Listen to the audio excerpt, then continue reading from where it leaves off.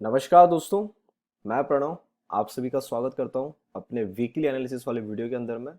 Video चालू करने के पहले जैसे आप सभी को पता है यहाँ पे मैं जो भी पॉइंट ऑफ व्यू आपको बता रहा हूँ that is purely my point of view. मेरा एनालिसिस आपके सामने मैं ला रहा हूँ, तो कृपया उस सारी चीज़ों को ध्यान से सुनिएगा।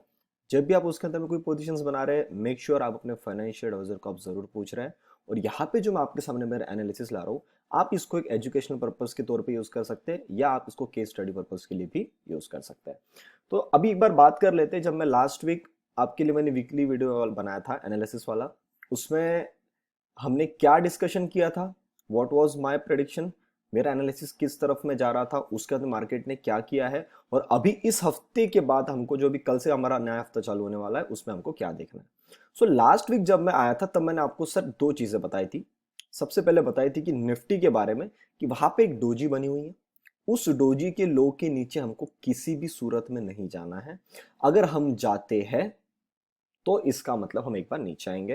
एंड सेकंड वाज, हमको नहीं जाना है मतलब हमको इसके ऊपर में जाना है। इसके ऊपर में जाना है तो कहां तक जाना है? 16,000, 16,100, 16,200, यहां तक हमको आने वाले टाइम में यहाँ पे मूवमेंट मिलनी चाहिए थी। Same goes in the bank Nifty. Bank Nifty ज्यादा से ज्यादा आना चाहती तो 35,000 तक आ सकती थी, वरना इसको एक बार 36,000, 36,500 तक एक बार इसको जाना था। तो अब मैं आता हूँ चार्ट के ऊपर में। एक बार वो चार्ट के ऊपर में पूरी कैंडल्स को देख लेते हैं, चार्ट के मूवमेंट को समझ लेते हैं, और अब यहां से मेरा एक साइकोलॉजिकल पॉइंट ऑफ व्यू अब आपके लिए और इंपॉर्टेंट रहेगा। वीडियो चालू करने के पहले आपको मैं एक चीज और बता दूं, हो सकता है कि अब इस हफ्ते के बाद, जैसे जो लोग टेलीग्राम पे जुड़े अपने डेडिकेटेड इन्वेस्टमेंट्स वाले, उनको तो पता है वहां पे मैंने एक प्रॉपर 12-13 मिनट का वीडियो डाला था लाइव मार्केट के दौरान, कि भैया क्या लग रहा है मुझे मार्केट में आने वाले 4 से 5 महीने के लिए। तो वहां पे उन्होंने तो सुन ही लिया होगा, यहाँ पे मैं आपको और डिटेल में बता दूंगा। तो कृपया अपना पेपर पेन बढ़िया से साथ में लेके बैठिएगा, बढ़िया बढ़िया फटाक फटाक से नोट बनाते हुए हम आगे में चलेंगे। तो सर ये आ गया आपके सामने निफ्टी का चार्ट। और जब मैं आपके सामने आया था तो कुछ मार्केट यहाँ पे काम कर रहा था, और उसके बाद हमने कंटिन्यूस 5 दिन देखा कि हमने इस कैंडल के नीचे भी नहीं गए, और हमने बढ़िया सा 900 का लेवल काटा और ऊपर की तरफ में आके खड़े हो गए। अब आप में से कितने लोगों को ये याद है, मैंने आपको एक स्टेटमेंट बोला था। क्या स्टेटमेंट बोला था? कि जब भी हम 15,900 को काटेंगे, यहाँ पे इसने स्पीड में काटना चाहिए, वरना जिस पार्टी ने वहां पे अपनी पोजीशंस को शॉर्ट किया है, कॉल को जिन्होंने शॉर्ट किया है, वो लोग वहां पे अपना स्टॉप लॉस जो है वो जल्दी से, मतलब लॉस जल्दी कवर अप कर लेंगे।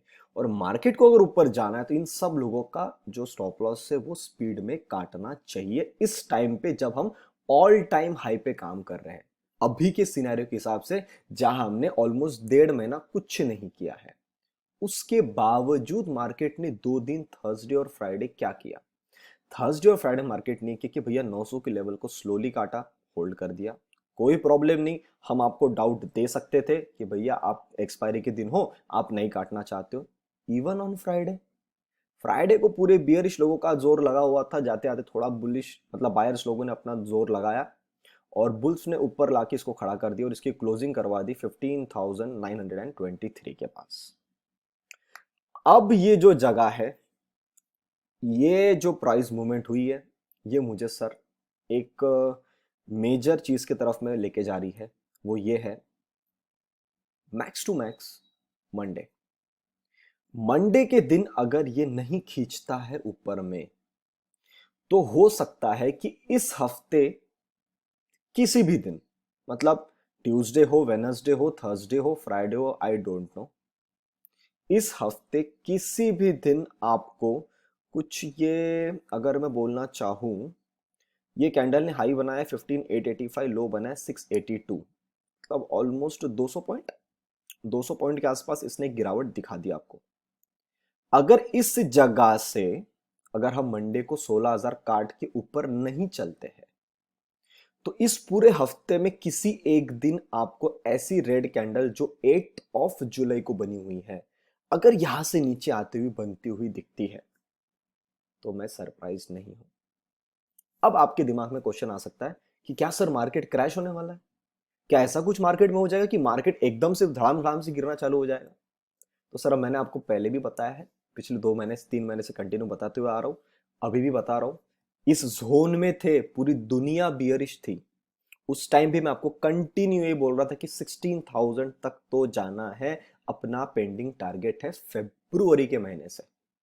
फेब्रुवरी के महीने में हम इतना नीचे में टाइम पास किए, ऊपर में आने के बाद में यहां से हमने पूरा टाइम पास किए, 14,100 तक नीचे गए, उसके बावजूद हम ऊपर आए, तब तक मेरा पॉइंट ऑफ व्यू चेंज नहीं हुआ है और इतनी बड़ी यहाँ पे साइडवेज करेक्शन हो गई है, उसके बावजूद मेरा यहाँ पे पॉइंट ऑफ व्यू चेंज नहीं हुआ है। तो सर आप उतना तो आप समझदार हो चुके हैं कि मेरा एनालिसिस मार्केट में काम करता है या नहीं करता है। Touch wood, by the grace of God सब कुछ सही चल रहा है, अभी तक मार्केट मुझे समझ में आ रहा है, छोटा मोटा जो अपन ट्रेड करते हैं वो भी अपने सही जा रहे हैं। तो अब मैं इस जगह पे जब आपको रेड कैंडल की बात कर रहा हूं, इसका क्यों मैं अभी आपको पहले बता के जा रहा हूं कि ये होने की प्रोबेबिलिटी है, मेरे को लग रहा है इस हफ्ते ही हो जाएगा, अगर ये 16,000 नहीं काटता है तो, और अगर काट चलता है तो ऐसा हो सकता है कि हम शायद 2 हफ्ते बाद में वो मूवमेंट हमको देखने को मिले। तो पहले मैं बात कर रहा था, अगर 16,000 नहीं काटते हैं तो यहां से आपको क्या देखने को मिल सकता है, एक रेड कैंडल 200 पॉइंट के आसपास में गिरावट बनती हुई देखने को मिलेगी। उसका पॉइंट ऑफ कंटिन्यूएशन में जैसे लेके जा रहा था कि क्या हमको यहां से कुछ बहुत ही बड़ी करेक्शन देखने को मिल जाएगी, बिल्कुल भी नहीं। मैंने आपको बताया ये 15,400 का लेवल, पहले 460 का लेवल आता है, ये एक्चुअली प्रिसाइज यहां तक एक आपको गिरावट देखने को मिलेगी। और जैसे मैंने पिछले प्रीवियस वीकली वीडियो में बताया था कि शायद हम अगस्त तक की करेक्शन करें, तो सर आप ये पकड़ के चलो कि शायद वो अगस्त तक नहीं तो सितंबर के एंड या अक्टूबर के महीने में भी एक्सटेंड हो सकती है। तो अब ये सोच के ये भी दिमाग में पॉइंट ऑफ व्यू आएगा, तो सर क्या फिर मार्केट में पैसा ही नहीं बनेगा? ऐसा कभी नहीं होता है। अभी तक बुल्स मार्केट में थे, अब बियर्स को उसका खून का एहसास हो रहा है कि बोले बुल्स का कत्ल कर दो, उसको नाखून मारो, और उसके अंदर से खून निकल रहा है, बोले हाँ ये थक गया, देखो इसमें ताकत नहीं रही है, थोड़ा ये साइडवेज होने वाला है, थोड़ा नीचे आने वाला है, तो बियर्स अपना पैसा बनाने की कोशिश करेंगे।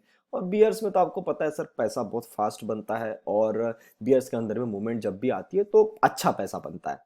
इसमें एक कंडीशन आपको मैं बता दूं, गलती से भी अपनी जितनी पोजीशंस आप अभी तक कॉल साइड में बनाते थे, मेरा आज ही 18 जुलाई को, वैसे तो मैंने 16 तारीख को वीडियो बना दिया था आप सभी के लिए, पर 18 तारीख को मैं फिर बता रहा हूं कि 18th ऑफ जुलाई को मेरा प्रॉपर डिस्क्लेमर है, जो नहीं सुनेगा दैट इज योर चॉइस। मेरा फर्ज है आप सभी को बताना with due concern to the market movement in coming weeks.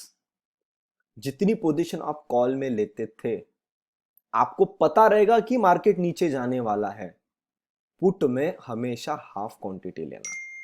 क्यों पुट में हाफ क्वांटिटी लेना? क्योंकि ये बुल मार्केट है, बुल मार्केट के अंदर में जो नीचे की करेक्शन आती है, जिनको जो मार्केट में पुराने लोग हैं उनको पता होगा, जब भी बुल मार्केट में नीचे की करेक्शन आती है, आपकी आंखों के सामने आती है, आपकी आंखों के सामने खत्म हो जाती है, और आपके पास में पोजीशन आपकी आंखों के सामने ही पड़ी होती है।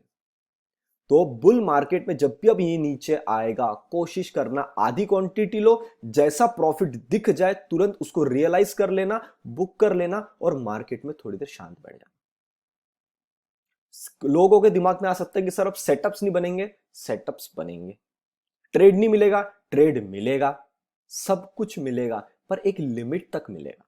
उस लिमिट को आपको जानना, पहचानना और समझना बहुत ज्यादा जरूरी है। जो वीकली अभी मैं डाल रहा हूं आपके लिए वीडियो, जो डेली बेसिस पे यूट्यूब पे जुड़े हुए हैं, उनको तो प्रॉपर गाइडेंस के साथ में हर एक दिन की मूवमेंट के साथ आपको वहां पे मेरा एनालिसिस आने वाला है। तो अब तो वो मजा ही कुछ अलग होने वाली है। और मैंने पहले ही बोल दिया डिस्क्लेमर के अंदर में, ऑन फ्राइडे इटसेल्फ जब मैंने टेलीग्राम पे वीडियो डाला था, अब आपको मेरे डेली एनालिसिस की ज्यादा जरूरत पड़ेगी। अभी तक तो हम कंटिन्यू ऊपर जा रहे थे ना, तो आपको ऐसा था कि गिरते पिटते जैसे भी हम ऊपर ऊपर निकल जाएंगे। अब जो सिचुएशन है, यहां से सिचुएशन डिफरेंट होने वाली है। सेकंड चीज, 2020 में जो रिटर्न बना है और 2021 में जो रिटर्न बना है टिल फेब्रुवरी, और अभी थोड़ा सा ये जून के अंदर में, इन सारे के सारे रिटर्न को 2 से 3 साल के अंदर में एवरेज आउट किया जाएगा। तो जब आप ओवरऑल देखोगे कि 3 साल में मिला के कितना परसेंट मेरा एवरेज आउट बना है, तो आपको इस तरह की ऑन ईयरली बेसिस हम कुछ 15 से 16% के आसपास में हमको एक ऐसा मैक्सिमम रिटर्न आपको वहां पे देखने को मिलेगा। अभी आपके पास एकदम ज्यादा दिख रहा है और वहां पे टाइम बीत रहा है, तो टाइम के अंदर में कैसे काम करना वो मुझे पता है। That is a small skill जो मैंने सीखा है मार्केट से, तो वो आपके लिए मैं आते रहूंगा। वीकली वीडियो पे मैं हर सैटरडे संडे वीडियो डालूंगा आपके लिए, तो आपको वहां पे हिंट दे दूंगा जो लोग अफोर्ड नहीं कर सकते फॉर अपने डेली वीडियोस ऑन यूट्यूब। ठीक है, अब मैं लेवल्स की बात कर लेता हूँ। मैं 15 मिनट के चार्ट में आ जाता हूँ, और यही चीज मैं आपको लास्ट टाइम बता के गया था, इसी जगह पे हम क्लोज करके गए थे। चले धीरे धीरे ऊपर, ये सर धीरे धीरे यहां तक तो ठीक था, यहां ये धीरे हो गया ना, ये गड़बड़ हो गई। अब मैं मंडे का दिन आपको क्यों स्पेयर में बोल रहा हूं, क्योंकि सर अपनी यहाँ पे रेड कलर की रेजिस्टेंस है 15,900। पहले दिन ने 15,900 को काटा, ऊपर में गया, नेक्स्ट डे ऊपर खुला, उस जगह के आसपास संभल के अभी रुका हुआ है। तो जब अब ये रुका हुआ है, तो मेरे हिसाब से यहाँ पे कोई टेंशन लेने वाली बात अभी तक नहीं है। जब तक आप 15,900 के ऊपर में हो, तब तक हमको कोई प्रॉब्लम नहीं है। उसके एक बार अगर नीचे आना चालू हो गए और वहां से अगर आपको ऐसी गिरावट दिखी कि सीधा ये 15,800 पे आ गया, मैं आपको पहले बता दूं 15,800 पे निफ्टी नहीं आना चाहिए अगर इसको ऊपर की तरफ में जाना है। अगर ये 15,800 तक आ गया है, इसका मतलब आप समझ जाओ बियर्स ने बुल्स के ऊपर में ऐसे 2-3 बार खरोचे मारी है, और उसमें उसको ये पता चल गया है कि बुल जो है वो थोड़ा टाइम के लिए सांस ले रहा है, ये थोड़ा सा कमजोर हो रहा है। तो एक बार बियर्स जो है वो अपना पंजा मारेगा, तो उसको वहां पे मूवमेंट देखने को मिलेगी। ऊपर की तरफ में जाते हैं 900 को होल्ड करते हुए, तो कहां तक जाना है? पहला टारगेट 15,600, उसके बाद सेकंड टारगेट पहला target 16,000, extremely sorry, next target is 16,100 and उसके बाद में 16,200। ये तो तीन टारगेट है। इस जोन के आसपास जाके मुझे देखना है कि निफ्टी कैसा काम करता है। मेरे हिसाब से उस लेवल तक अगर जाता है तो ये स्पीड में काटता हुआ चलेगा, और अभी नहीं जा रहा है, इसलिए मैंने आपको सेकंड सिनेरियो बताया। अब ऐसा विचार आपके दिमाग में आ सकता है, मैं 1 आवर के चार्ट में आ जाता हूँ, थोड़ा सा कैंडल्स कम आ जाएंगे और डेटा अपने पास में ज्यादा आ जाएगा। अब कई लोगों के दिमाग में ऐसा क्वेश्चन आ सकता है कि सर फिर ये नीचे जहां तक आने वाला आप बोल रहे हो, तो इस हफ्ते का हमको लेवल भी बता दो कि कहां तक हम अगर देखते तो यहां तक ये इस हफ्ते अगर गिरता है तो आ सकता है। तो सर वो लेवल मैंने आपको पहले बता दिया, दैट इज 15,460। ये बहुत ज्यादा लेवल है, 500 पॉइंट आपको बहुत ज्यादा लगेंगे, पर मैं बता दूं हम पिछले कई महीनों से, मतलब 1-1.5 महीने से उसी जोन के अंदर में है। ये दिखाऊं मैं आपको, यहाँ पे आए थे 3 जून को, ऊपर जाके इधर ही टच किया है, फिर ऊपर आ गए, फिर यहाँ पे काम किए, फिर ऊपर आ गए, फिर यहाँ पे काम किए, फिर ऊपर आ गए। तो अब जो निफ्टी को है इस हफ्ते, जहां तक मुझे लगता है कि आराम से गिर सकता है, वो लेवल है सर 15,650। इस जोन को ये वापस से रिटेस्ट कर सकता है। ये मैंने आपके लिए ये ग्रीन कलर का बॉक्स बनाया था, जो मेरे पास यूट्यूब में प्रीमियम वीडियोस में उनको पता है, उनके लिए मैंने स्पेशली बनाया था, क्योंकि बहुत लोग टेंशन में आ गए थे कि सर मार्केट क्या कर रहा है, कुछ समझ में नहीं आ रहा है। और ये कैंडल को मैं साइड में ले लेता हूँ, ये कैंसल आउट हो जाएगी अगर हम किसी भी टाइम यहाँ से नीचे आ जाते हैं, फिर इसको मैं नीचे की तरफ में आएगा ना तब बनाऊंगा। तो अभी तक जब ऊपर है कोई प्रॉब्लम नहीं है, तो यहां तक ये आ सकता है 15,650। अब मैंने आपको एक चीज और बोला, क्या चीज बोला? कि 15,800 तक ये आना ही नहीं चाहिए। तो आपको सबसे पहले हिंट कहां मिल जाएगी? सिर्फ 100 पॉइंट नीचे। आप देख लिए कितना क्लियर हो गया आपके लिए कि हमारा मार्केट एक गिरावट की तरफ जा रहा है। सिर्फ 100 पॉइंट, 15,800 कटा, जो कि कटना ही नहीं चाहिए। अगर वो कटा, इसका मतलब क्या हुआ कि भैया ये तो 900 के पास संभल रहा था, इसमें ताकत नहीं, इसलिए ये नीचे आ गया। और वो भी ऐसा नहीं कि 20-30 पॉइंट, 100 पॉइंट नीचे आ गया। तो 15,800 कटते बराबर 15,650, ये मेरा पहला टारगेट है। इस हफ्ते के दौरान हम शायद इस जोन के वापस नीचे की तरफ में आएंगे, अगर हम ऊपर नहीं चाहते हैं तो।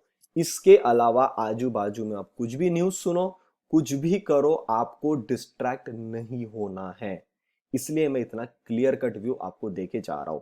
आज के एनालिसिस में मैं सेक्टर वाइज एनालिसिस नहीं कर रहा हूं, क्योंकि सेक्टर वाइज एनालिसिस के लिए मुझे एक हफ्ते का और करेक्शन चाहिए। पर यह मैं आपको मोटा मोटी बता सकता हूं कि स्मॉल कैप्स के अंदर में एक हमको सडन फॉल चार्ट्स के अंदर में देखने को मिल सकता है। उसके अंदर में कुछ लिमिटेड स्टॉक्स है जिनके चार्ट के स्ट्रक्चर के अंदर में करेक्शन की शुरुआत होने के सिंबल्स आ चुके हैं। तो जो भी लोग स्मॉल कैप्स के स्टॉक्स के अंदर में काम करते हैं, एक बार वहां पे बच के रहना। और मिड कैप्स जो है वो भी गिरेंगे, ऐसा नहीं कि वो नहीं गिरेंगे, पर वो थोड़ा सा ना, मतलब जब स्मॉल कैप चालू होगा उसके थोड़े 1-2 दिन के बाद में मिड कैप्स के अंदर में एक बड़ी हमको गिरावट देखने को मिल सकती है। तो उद्घाटन जो करेगा वो करेगा स्मॉल कैप्स, तो उसके तरफ आप सिर्फ ध्यान देना। बाकी सेक्टर के लिए आई रिक्वेस्ट यू कि मुझे एक हफ्ता दो, क्योंकि मैं आधा अधूरा नॉलेज आपको शेयर नहीं करना चाहता हूं। इसलिए मैं अभी सेक्टर वाइज एनालिसिस इस अपने सेगमेंट में अभी आज वीकली वीडियो में मैं ऐड नहीं कर रहा हूं।